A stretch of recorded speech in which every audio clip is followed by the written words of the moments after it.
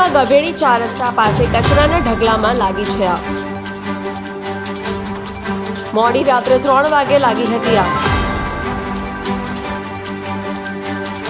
5 કલાકથી વધુનો સમય વીત્યા બાદ પણ આગ કાબૂમાં આવી નથી. ફાયર વિભાગની 8 જેટલી ગાડી ઘટના સ્થળે. ફાયરના જવાનો પાણીનો મારો ચલાવી આગ ઉપર કાબુ મેળવવાનો પ્રયાસ. આ આગમાં હજી સુધી કોઈ પણ પ્રકારની જાનહાનિ થઈ નથી.